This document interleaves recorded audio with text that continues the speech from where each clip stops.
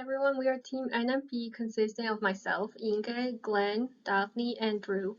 We are working on the Clean Water Challenge for Senior Design, and this is a quick presentation that will give an overview of our project. To start off, we would like to thank our project and technical advisors for all their support and advice this past year. We would also like to thank the Greenway Foundation for letting us participate in the Clean Water Challenge.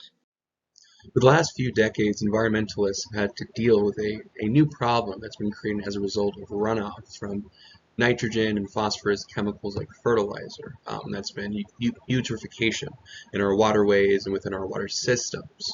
There's been evidence to suggest that a lot of our water systems, including our lakes, have been invaded by these excess chemicals, and as a result, not just that, but of the stratification occurring from the lack of particular weather phenomenon like wind events and precipitation, we are now developing waterways and water systems that are toxic to animal life and to those sort of surrounding it.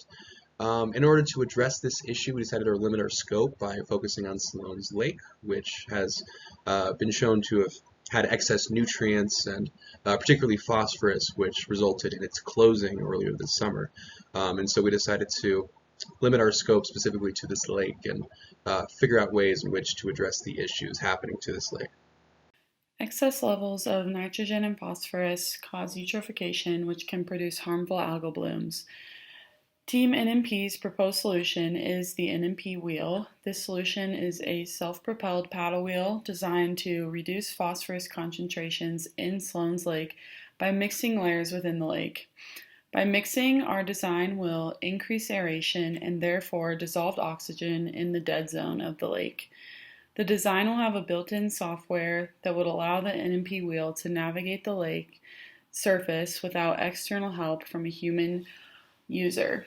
Phosphorus concentrations can be mitigated from a lake system through a process known as destratification.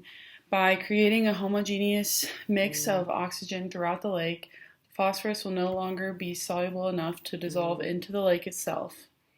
Then aerobic bacteria will begin to consume the excess phosphorus, which will help mitigate algal blooms. The mixing encourages nitrogen in the lake to mix to the top of the lake's surface, where it will then evaporate off into the atmosphere. Thank you again for listening to Team NMP's Project Synopsis.